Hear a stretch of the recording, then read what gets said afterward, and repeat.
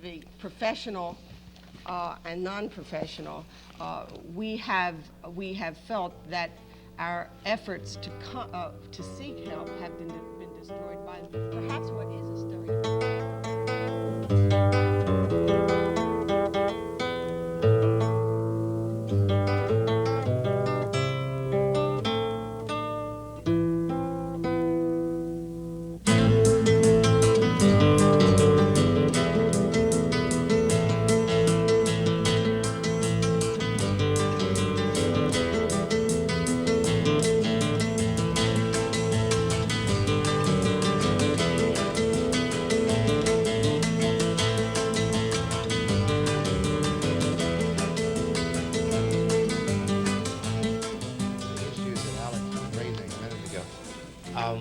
You know, a person comes to me and in my private practice, and they pay me a fee.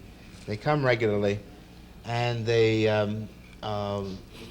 if they don't come, they have to call me, and I know if they don't come once, you know, if they call me, then I know that they're not coming, and if they don't call, I just kind of write them off. And this I can do within the professional, you know, kind of world, but then again, in a less professional kind of setting, where I've not set it up that way, then perhaps in the mental health center where they kind of come in informally or in an informal counseling session, and they don't come, then it's a different thing altogether. Right.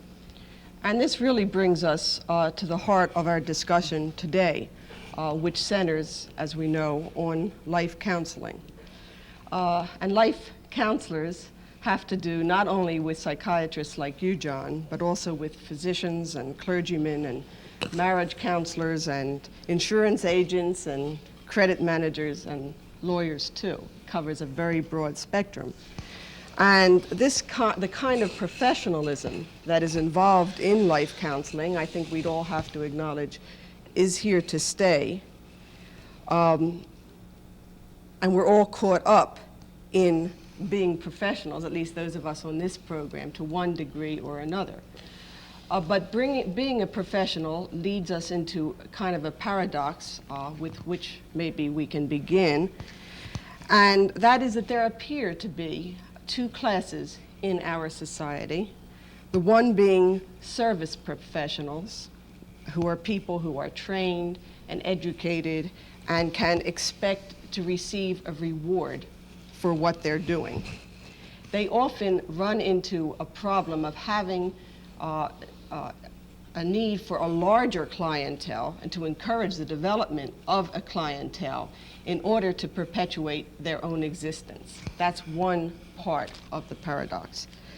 The other part of it is that there is the second class in our society, as over against the service professionals, that is to say what we're calling clientele, almost, Anna Marie, in a pejorative sense. And these people very often are deprived of their capacity to choose. They're deprived of a sense of dignity as they go to service professionals. And they also are deprived of the ability very often to make decisions about life. They're in effect made dependents. And this is what we're about today. And I'd like to ask John Fryer if out of his experience at the Temple Mental Health Center, he can share with us some of the ways in which he encounters the paradox of the service professional and the clientele. I think this is very exciting kind of idea and approach, because you see, the point of view gets at the crucial issue of kind of who's where and who's doing what to whom, and in the end, who has power over whom and how they achieve that power. And in a sense, the service professionals, particularly the highly paid service professionals, have a great deal of a stake riding in making sure that there are no professionals or service people other than them. If you make your living this way, you've got to make sure, first of all, that there are sick people. And you can make sure of that by making sure the society will define them as such. In the second place, you've got to make sure there aren't too many people out there who can do what you can do. Now, if you're a pulmonary person, such as you are, Bud, or work in internal medicine, you can be assured that people cannot do what you can do. But we in psychiatry kind of, well, what can I do? All I can do is pass pills. That's my unique ability. The other kinds of ways that I might be able to help people are entirely different kinds of things that other people can learn. And so I have a stake in making sure that there are people defined in such a way that I can help them. On the other hand, there are those who, in talking about community mental health, would say that our goal should be to develop a large coterie of people, so large that in the end everybody can be a sensitive, helping person to other people. And if you develop that kind of a coterie, then there ceases to be a real role for service professionals, especially after we sort of trained everybody to be this way. Well, aren't you perpetuating again the, because I don't think we have defined how you can get this communable sort of a cohesiveness together, because I think the whole thing is geared towards a white standard. So how can you actually make community or make the participants sensitive enough so that they can go back into a community and continue this machinery to help people? It's more than just a white standard, it's a power standard. It's anybody who gets given a certain quantum of power in a community wants to preserve that power. And that power can simply be the power over another person. That power can be the power of money. But you're now telling me that power means, it's not white, but it means just power. But what I have the living experience of is white, And I'm not talking about power, I'm talking about the standards that I live by, the standards I'm forced to live by, not that I want to live by, but forced to live by in everyday living. It is white to me. But the unfortunate part is we have no one on this panel who has had the living experience of being mentally ill. How do you know that? At least not on, we're not going to talk about it on that screen. If we have that living experience, we're going to keep it to ourselves. And you don't know, and it's like, nobody knows. The rabbi earlier didn't know whether I was Jewish or not, Nobody knows who I am unless I'm willing to share that. And of course, your black skin makes you more visible. And you do live with that. But we all live with this thing that would label us, would say to us, you are powerless. We may choose to be labeled that way. But don't we go a little bit beyond that? Beyond the question of black or white, is there not a question of freeing those individuals who do have the problem of mental health that is inadequate so that they may fulfill their expectations of their potentiality more completely? Isn't this a problem of the objectifying of a degree to which a human being does not operate in a free manner within society? And is this not the task of psychiatry? But in a sense, you have to then question in what context they will be freed.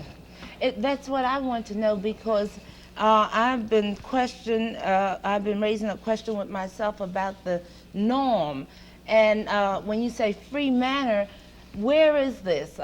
What is it? And what is a norm? And I wish someone would bring that more out in the open to me, so I could evaluate some things that have been going on in my mind for some time. The unfortunate part is that everyone carries around in his head an idea of what that norm is. And everyone carries, now you may say it's white, and it probably is predominantly so in this country, but it also carries with it certain ideas about morality, and I'm sure Bob Raines can speak to this, an idea of what is moral and good and right. Who is it appropriate for one to go to bed with, and in what time, and in what way? What is it appropriate for one to smoke?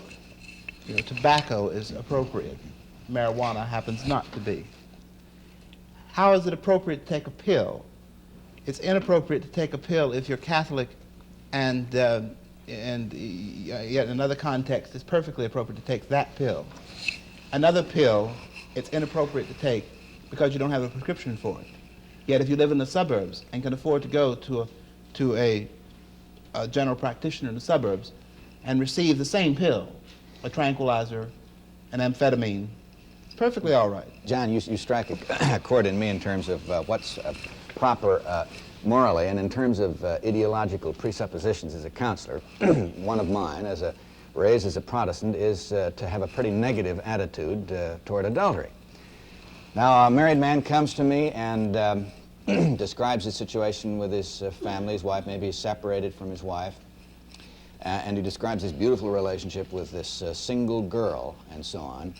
Then I remember seeing, for example, something like the play Two for the Seesaw, where a married man comes to the big city and develops a liaison with a single girl, and it winds up that the single girl is healed emotionally, the married man is restored to his full self, goes back and is happy with his wife again. In other words, you know, adultery has, as it seemed, has been a very fruitful experience for these two people.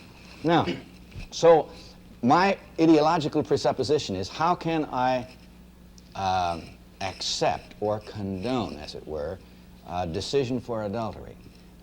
And the question then for me is, and I think for many counselors, the conflict between a doctrinal or behavioral ideology or presupposition and a human situation, which for me, at times I find seems to require me to break my ideology, or that is to be not to be a 100% tied to be practical.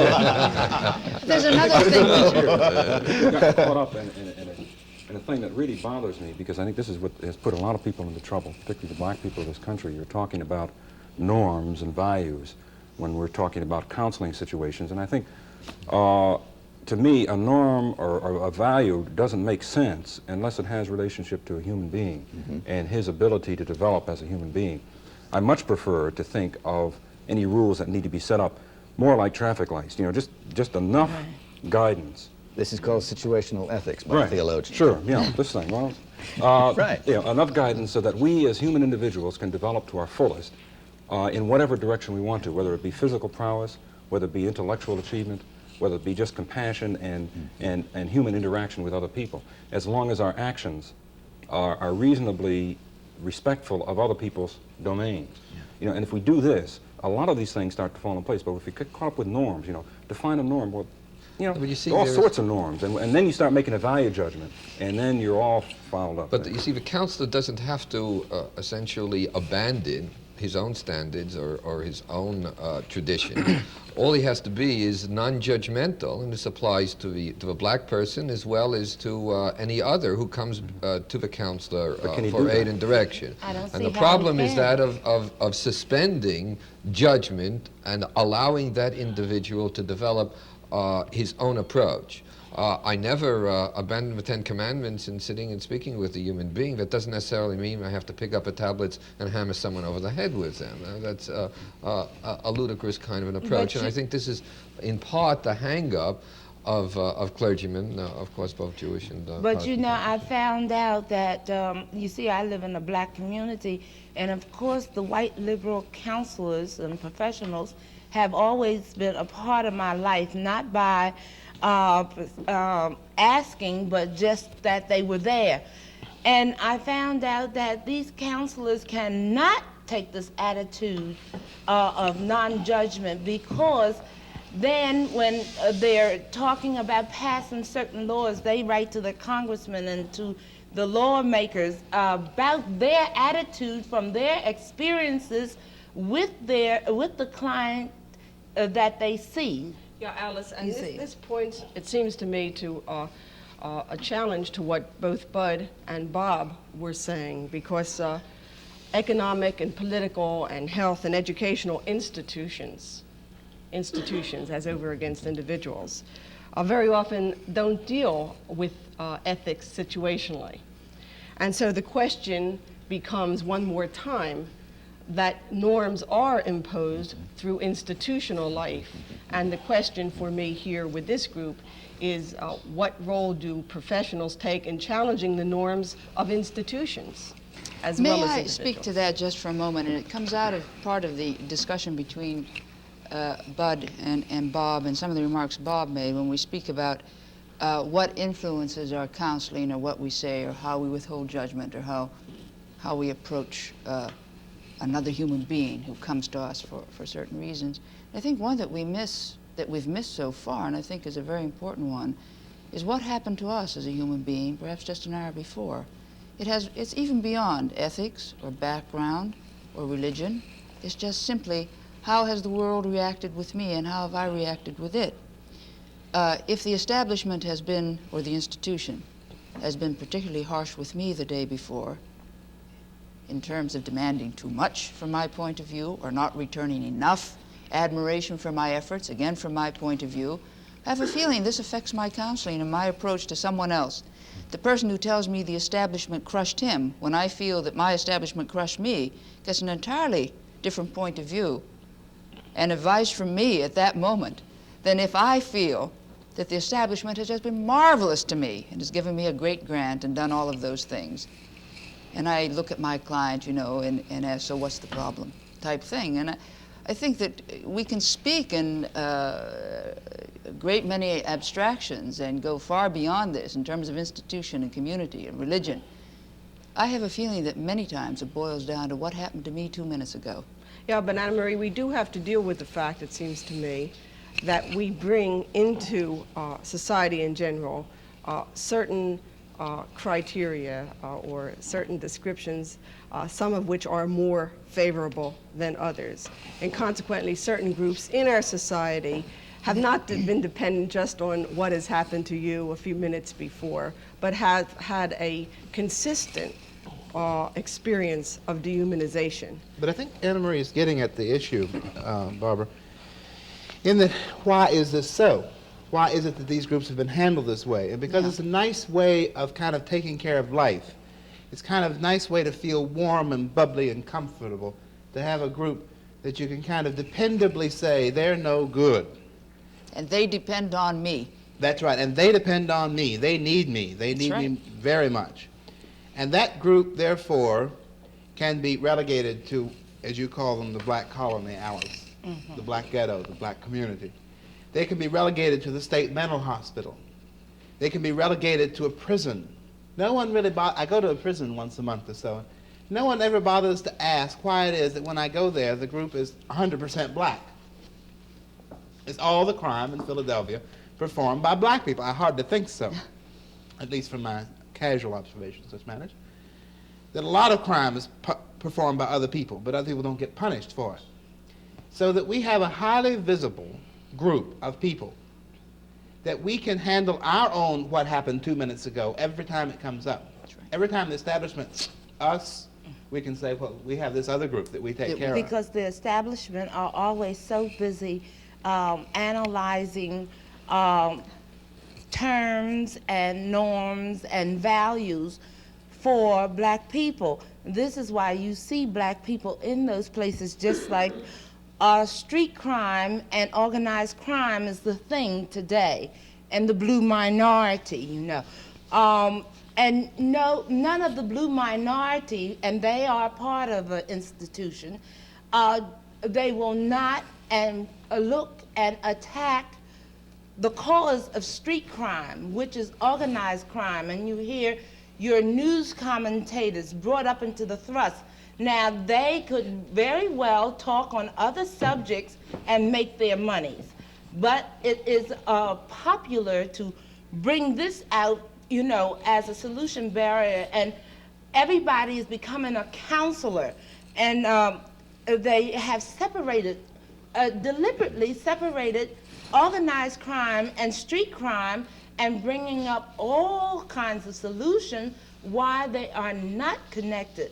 And you see, this sort of thing that I live with constantly every day, you know, waking hours or sleeping, it brings to my mind that we each as individuals must do something about this, because when we do not, even if you go to the prisons and see our all black population there, you are being dehumanized by seeing this and actually not chipping away at the institution that's doing it, such as the government mental health programs. You Okay, see. Alice, as part of one of those government mental health programs, I have to say to you that, you know, I love to chip away.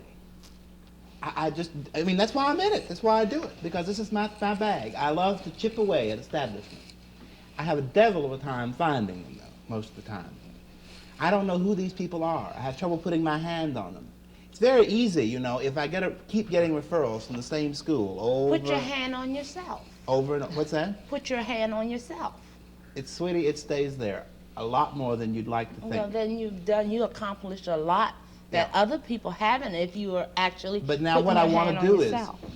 try to say, okay, who wants to share this, you know, who shares this burden with me? Why should you ask? Because I feel a responsibility to.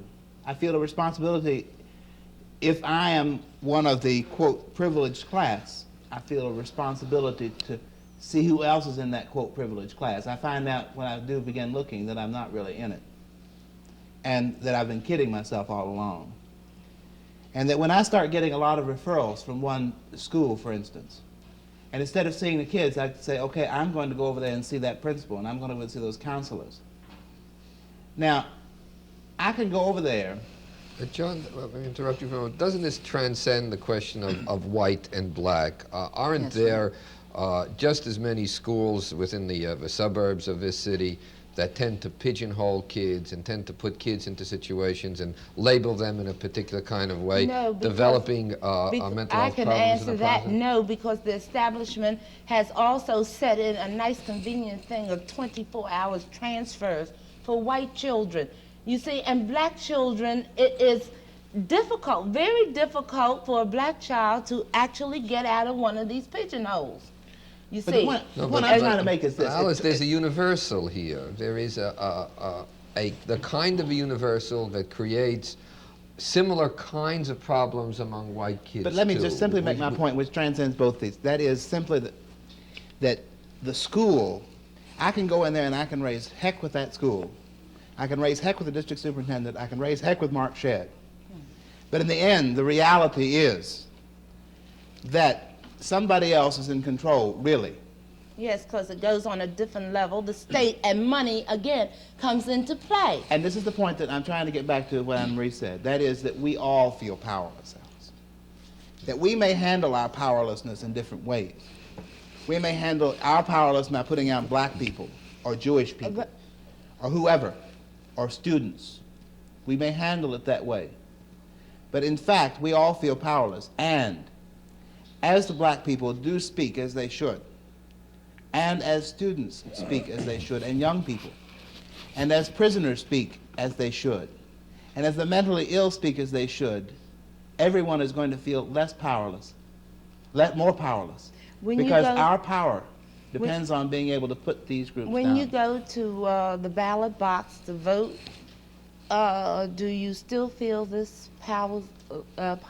Especially then, vis-a-vis the last election. Especially then. Yeah, that's a funny concept. You know, the impression that you have so many people feel powerless because, in my experience, in one particular institution, you know, mainly institutions involved in delivering health care, I see an awful lot of people with considerable power and who know they have it, and they abuse it day in and day out. Often not in the very obvious ways that we see maybe November 17th around the school board, and those are a bunch of fellows who had a lot of power, and they know it.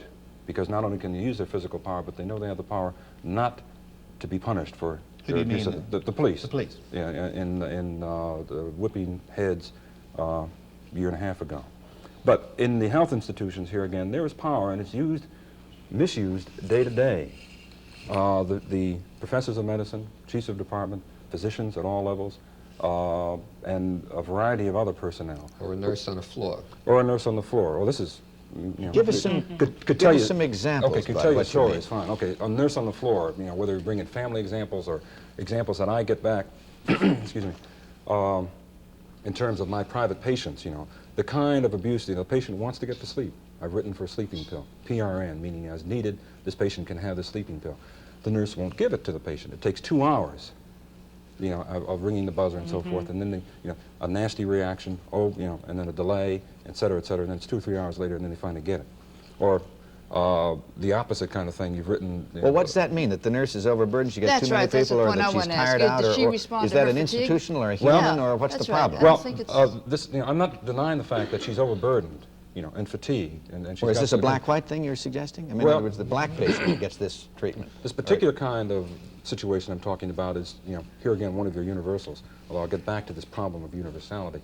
But, this nurse may be busy and fatigued, That's right. but the amount of energy put into, running down to the room to tell the patient, sometimes rather vehemently, that I cannot bring your medication now. If the same amount of energy had been put into just getting the pill and taking it down, Right. it would have been solved much more easily, and her job, which is I to guess be all there I'm to serve. objecting to is making a generalization on that, because No, it's a both of us specific- have been I just had around that hospitals experience. a great deal, and the interaction with sick people and the people who care for them, the uncertainties and the anxieties that are aroused on both sides, I find difficult to make generalizations. Oh, I sure, think there yeah. are some Right. people who abuse their Well, I mean- power. There are some patients who abuse I their just had an illness. experience, let me put and it this way, is though. power into action, because the experience I had, I lost my mother in October, and the experience that I had with that in one of your major institutions, the hospital, brought to play in again that power was handed down one from the other.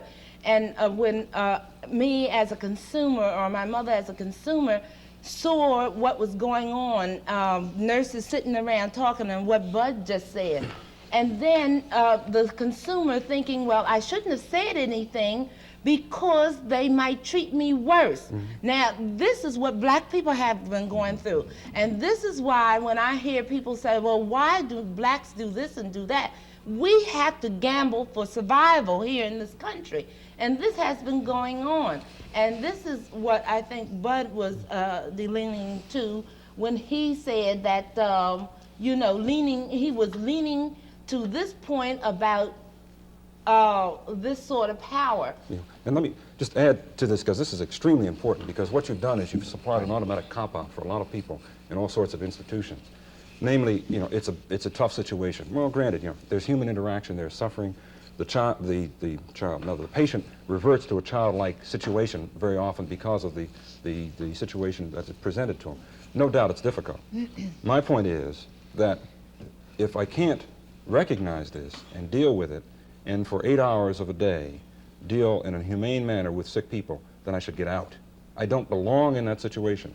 And there are a lot of people in the health institutions who don't belong there because they can't deal with people on a human level. But as And an this is extension the of thing. this, people are getting out. It's becoming increasingly difficult to find people who will put up with this kind of stuff for 8 hours a day, even 8 hours. You know why? But why don't This the is an institutions oversimplification, change? because they're getting out because one of the reasons they're getting out is because they're offered easier money in many That's other right. areas. Fine, well, that's But- perfect. and more money for the That's- same amount of for But the same then job. this puts a burden, it seems to me, on us, first of all, to try to understand what it is that makes people do this. Surely, And the second thing is to try to share the burden with the With community them. at large. Exactly. Not just these people who work the 8 hours a day. No, but my point is this, that it's the kind of They're just situation where a man, transferring. yeah, but if you've got a man in the gutter, and you're whipping his head with a club, and the blood starts to spill on your trousers, if you stand there and start to blame him for getting your trousers dirty, I don't think that this is a fair situation. I'm not If saying- you're starting to talk about sharing responsibility for a human interaction system when you've got a nurse and a sick patient here, this is totally unfair. Why? Because this person is sick. And I think in this situation, I think it's expecting an awful lot to start talking about the responsibility of the patient. If he's dying of pneumonia, I'm not going to give him much responsibility at all for this situation. The nurse had put herself into this situation. The physician put himself into this situation voluntarily. This And morning at 7 o'clock, Bud, my telephone rang. And it's one of my patients who would love to see himself as sick. And he therefore calls me at every hour of the night and day when he can get me. Sure. And, I'm a nice guy, so I'm not going to say anything, but I don't think this really contributes in the end to his health. And that's the kind of thing I'm not talking about, because I certainly had the same sort of experience. And you're perfectly right. In the long run, with a person who has a an inappropriate approach to handling his problem, such as this, and where he's reinforcing his dependency or whatever else is going on, you have an obligation to help him out of that. But on the other hand, a person who is suffering from pain, or who can't get to sleep, or is having trouble because the bedclothes are dirty or wet, you're not helping this person by saying, well, you shouldn't get upset with the nurse because she snapped at you and came in 2 hours later. But this means that these people have to make a moral judgment then, in the end. Is this person, for instance, wetting the bed, or are they uncontrollably incontinent? Is this person really having pain, or are they imagining it? And each health professional has to decide that in each individual setting. Not all the time, because what happens, this situation, talking about the moral judgment, fine. If I write for a person to receive Demerol every 4 hours for pain, the order here is that when the patient says, I have pain, I want an injection. And you have power. Just a minute. I'm removing myself conveniently here at this point. But I've written this thing, and I've set up a two-person situation, a patient with recurrent pain and a nurse. And I've written, and you are the establishment in relation to that nurse that she's got to react with, right? But the situation is set up. The rules of the institution. That's right, because you're the power. Right. But in this situation, if she comes into the room and says, well, you're not having enough pain, sweetie, for the medication, she has made a moral judgment. You're talking about having to make moral judgments. She has made a grossly inappropriate moral judgment. How do you know it's inappropriate? How do you know it's inappropriate? Because the patient has asked for pain. But how do you know it's inappropriate? That's my point. Because for her to put herself in the position of denying a legally written order is inappropriate, because she is not the physician in charge. If she were, fine. Let me get back to the universal. Because we've entered into an agreement. First of all, we've had a contract that here's a building.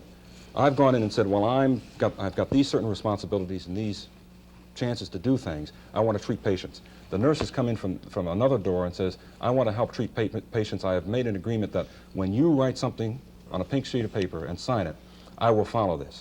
This is the agreement. Then coming down to 10 o'clock Saturday night, she cops out on this agreement because she doesn't think the patient is having enough pain. But no one ever asks her, I mean, that's what my point is. Maybe she does, maybe she doesn't. But I really am uncomfortable with the generalization and making assumptions on this about her judgment. I don't know. Assumptions. If she tells the patient you're not having enough pain, if she says this, how can she tell if the patient is not having enough pain? Well, say the patient. And then the institutions where, you see, I was told by doctors in this very same institution I'm talking about that the board of trustees or the board set up that the doctor shouldn't interfere after he has used his power to write down the medication, the prescription and whatnot. He had no power to even suggest to the nurse that she was lax in her carrying out his orders. Now, it all goes back to the institutions. And when you say that that people are leaving a health institution and going to work somewhere else, they're just going to another institution to perpetuate that institution, add on to that institution wherever they go, because no institution, health, church, school, government agencies, city hall, they all look like the same to me. Alice, I really share your feeling about institutions, but I can't help but feel that institutions are comprised of people. People who have or like to feel they have authority because of a contract, because of their training, and people who feel that that authority is used on them. And they are all part of that institution. And it strikes me that what we have to get at is some understanding of the person and persons and that comprise that institution, that need to have it. Because both sides need to have it. It's just like anything else, the oppressed being the oppressor. Yeah, but you say you got we have a couple of people who want to make a comment, and then I want to pursue what you're raising. When I spoke a moment ago of a universal, an attempt to put it together in more than white-black terms, what I had in the back of my mind was Buber's basic insight, that all human beings tend to manipulate and to utilize others as its rather than relate to them as thous. It's a commonplace, his fundamental notions of a functioning of society. And it appears to me that utilizing that tool we can cut across many of the things that we have been talking about. There are times in which a nurse utilizes a patient as an it, much as I would agree that we shouldn't generalize, and there are times in which the doctor, if a physician, if you will forgive me, tends to harken back to an old role of being omnipotent and omniscient and utilizing everyone around him in that kind of I fashion. mean, this is a classic example. It's the first time in my experience, or one of a few times in my experience, and I found physicians able to sit and discuss this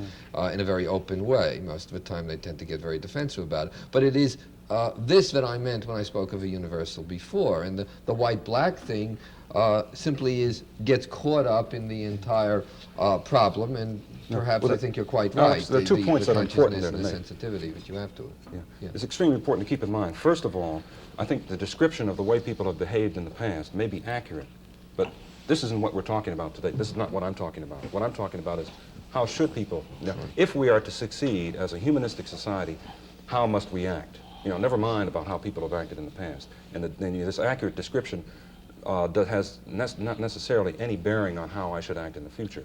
The other thing, in terms of the universality of this experience and how it applies to black and white people, I think it's extremely important to deal with this thing very realistically, because regardless of the fact that for ages there have been oppressors and oppressed people of varying colors, I think we've achieved a unique situation in which never before has this particular degree of vicious oppression been practiced, and so effectively. And we can take 350 years of a very systematic, a very vicious kind of thing. I've forgotten the term that Alice used earlier, but it was native and sub-native. Native and sub-native. Well, no, it was another thing, but it was referring to the total cultural cut that was applied to our forebears, which has not been done before. So that I think, to say, well, it's all the same, it happens to everybody, doesn't really bring down to the reality of the situation. And the reason I think it's so important is not only because I am caught up in it because of my skin color, but all of us are caught up in it in this particular area. Because if we can't deal with this particular situation much more heavily than with others, then we're going to go up in flames. And this is When you say this situation, you mean the black-white, I'm sorry. The black-white situation, yeah. And it's got to be dealt with concretely, not in broad generalities, as a specific problem of oppression of black people in institution after institution. Bob, did you want to respond at this point? Well, then, I wanted to raise a question that it seems to me underlies all of this as we speak of dehumanizing processes. And that is to humanize these processes, whether they involve persons or institutions, and they generally involve both in tension with each other. There are supports that are needed. And the question that comes to my mind as we speak is, what about contemporary academic training in the medical schools, for example, or carrying it one step further? What about attitudes in religious institutions, in churches and synagogues? What kind of supports is this kind of training or exposure, or is there the kind of training or an exposure being given that's needed for people to understand the priority of personhood over manipulation? I could answer briefly. Certainly in medical education, the institutions are not dealing adequately with this problem. You can go through and become an excellent technician in terms of medicine, but as far as being a human being, the schools are just beginning to deal with this, and it's a very early, a very staggering beginning. I see in academic institutions that all the instructors, and I'm generalizing now, all the instructors have not been educated themselves to deal with the humanistic side of life. They are still in the throes of being trained and then carrying this on, So we have to reach back and say to the people that are instructing, who are training, they have to first be approached, because they are just turning out people like in a meat factory. Okay, Alice, so the question becomes, who reaches out to them? Will professional people, for example, in hospitals, and I would here extend this to any other institution, respond to the concerns of, say, community organizers like yourself? or people who are perhaps not professionally trained but know expertly what the problems are. This seems to be a real point of disjuncture.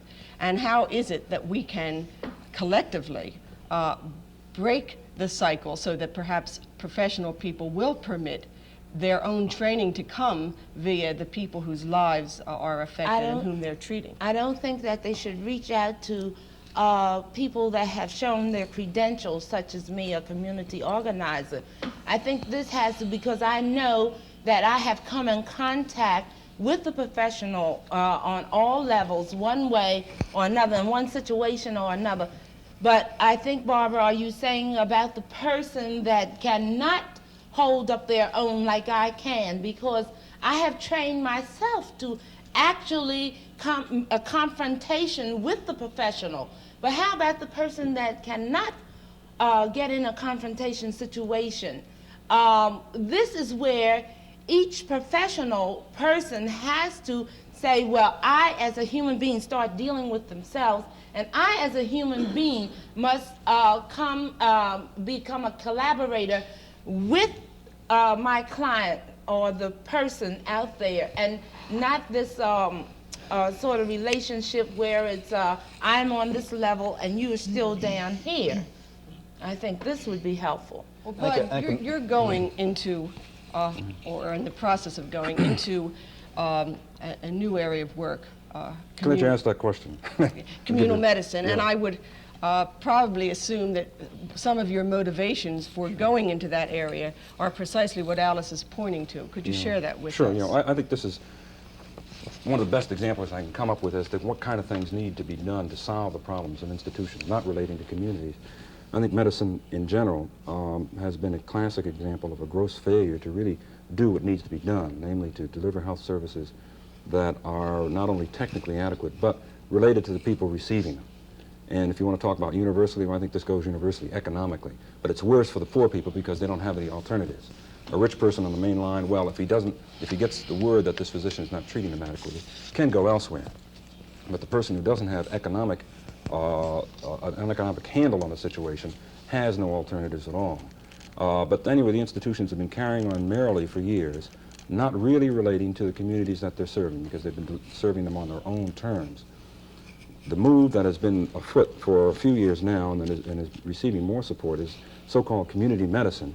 There are a lot of aspects of this, but I think the important thing that's related to significant medical centers that are being set up is that the structure is such that there is a community board of governors, a community board of advisors, who will collectively have a significant say in determining the physical structure of the center, the types of people hired, types of services given, the manner in which these services are given, the general future direction of the whole center.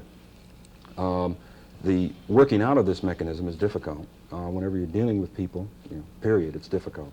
But this is the kind of thing that's going to have to be done. Would you describe this as community participation rather than community control? Well, it depends. If I'm talking to my brother and I talk about community control, if I'm talking about people who are going to resist me, I'll talk about community participation. You really want community control. The ultimate, I think, in all these institutions has to be community control, truly. But, this scares Richardson Dilworth, as he spoke a few days ago about this thing. So that this, we can use the euphemism if you want. Significant community participation is fine with me. But it means really that people are going to have to say what goes on with their direction. It does not mean that this patient will come and say, listen, doc, how come you gave me 50 milligrams of Thorazine instead of 25? This is getting into a technical area that if you do this all the time, you get bogged down into a situation where you can't move, period. But if after 2 years he feels that I have not served him adequately and the rest of my team have not done this, then out we go, and someone else comes in who will serve him adequately. But I think what is important is truth, too, because I've heard Richardson Dilworth express his feelings about the Brownsville thing, and but he never says that the teachers in the New York situation was paid a salary while they were out striking. So, see, half-truths, and, this is what our history has been in this country, is his story and not truth. And so if community control can come into being, and what you said about community medicine centers, I think this is very good in all aspects. Community control, I love the idea. I think it's a beautiful idea. My own experience with it is that you can't get anyone from the community except the same old people out that are kind of the professional controllers. And they go around from meeting to meeting. Every night they're out at a meeting, and they represent only themselves. And let me finish this. In Germantown, we worked with one particular neighborhood, and they developed a community group within the neighborhood. It was very interesting to me because I, as a psychiatrist, knew 3 of the families in that small neighborhood already who had been at the state hospital where I'd worked. And I also knew a number of other people who had had trouble and who'd come around to talk with me about it. And I tried to be as unjudgmental as I could. And so beginning to talk to the so-called community people that were coming to all the meetings and telling us what we should do from that community, I asked them about these people. And they said, oh, they don't matter, they're the undesirables. Now, the point is, who is going to speak for the community? Now, Who is the authority? Wait just a minute. Who's the authority for the community? And the second thing is, in the end, who is the expert within the center? Who is really the expert? And Bud, you know, you and I, by just having the MD after our name, and Mary Anna Marie. Anne Marie. She's second degree because she's a woman, but we'll get into that. Ah, boy. Ooh, did I say a lot there? No other hang-ups tonight. Yeah, right.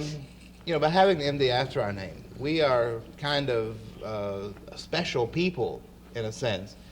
And we're special in the sense that people will lash out at us more easily. We're kind of more visible. We're the ones who in the end have to make decisions. But we also kind of rely on our specialness on the other side. And we kind of, in the end, when you come right down to it, when somebody in the community says, how come you're making $25,000 and the attendant's making $5,000, we say, shh, sit down and shut up, because we don't want to talk about that. But you know, I question you, John, on this, what you said about what is the community. Now, you know, for years in my community, we have always given the professional and the white person coming around asking us questions, comfortable answers that they could deal with.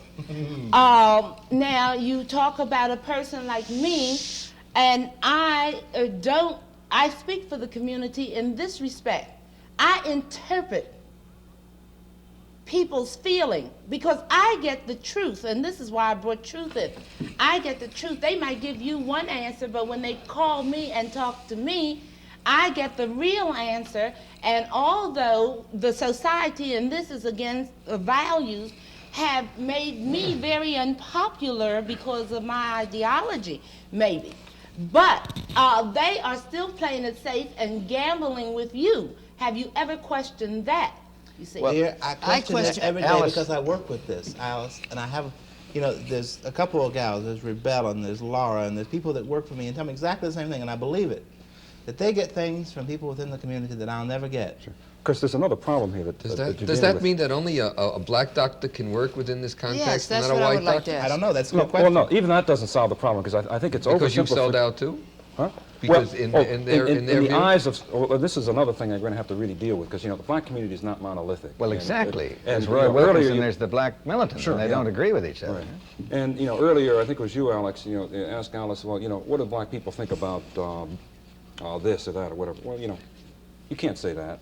You know, what do the black people you talk to, what's the consensus that you're getting? This is the kind of thing. So that, first of all, we're not monolithic, and there's certainly a lot of people who are going to not like me because I've sold out, you know, because I've got the degree and I'm working for an institution, et cetera, this sort of thing. But the more important thing, I think, in relationship to community control is there are two things. First of all, there has to be the philosophic acceptance of this idea that you have to commit yourself to as great a degree of participation on the part of the community as possible in your activities. Then, and that's easy, comparatively speaking, because then the problem is working out the mechanisms for this. Now that's tough. It's extremely difficult. The kinds of things that we've been seeing visiting some of the OEO centers in Boston and New York has been exactly this sort of thing. You've had beautiful experience with this up at Temple with your two programs Right. up there. You know, how are you going to work out community participation? You know, we're going to run into the same thing with Pennsylvania Hospital. Everyone else has run into the problem. But the first thing is to commit yourself to really dealing with the community on an honest level. And then you have to work out your mechanisms of elections or whatever else. You see, what has happened in the communities, especially the black community, is that we know our needs. But then because we have been programmed to not specify our wants, because you are the professional, you are the expertise, we have sort of said, well, you give me what I need. And now community is saying, because of your professionalism, you can get the money, but I want to tell you what I want. And you see, this is the collaboration that is beginning to come into play. And this is what we are asking, seeking, and will not do. Have you ever wondered why your institutions that the great white fathers have set up for us have never been consumed, never been used to the extent, and you have to do all sorts of things to get people to use them? It's because, well, you did it, it belongs to you. But now community, black community is saying, if you want us to participate, it must be what we want, you know. Now, let me shift, if I can, the focus. Should you shift the focus? Yes, I think I should at this point, because I think we're talking about two things. And I'd like to really zero in on the particular thing that is counseling. Counseling a troubled person within this context. Mm-hmm. And I think it's very, very true that my training teaches me to counsel a person who is in submission, a person who has come in and said, I am yours to treat. I am a troubled person. I am in need of help. And once that's defined, then anything that person does can be seen as his problem.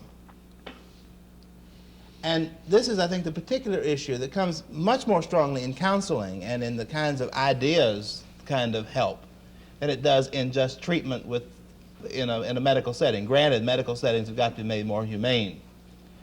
But how does one deal with the paradox that on the one hand, a person comes in and says, I'm really in trouble, I need help. And on the other hand, they say, leave me alone and don't tell me what's wrong with me. How do you deal with this? How do you help somebody at the same time they're telling you, I don't need help. I don't want help the way I want to tell you how to help me? It becomes an intensely difficult problem. Because he wants to tell you how you can help him, because he wants to use you as a sounding board. Both of these people... Most of the time it's the dartboard there. Well, regardless, both of these people are still using you as a sounding board. But they have different ways of presentation. This is my aspect of it, because when I go to any professional person, this means doctor, lawyer, counselor, anyone, I know my problem. I feel confident that I know my problem.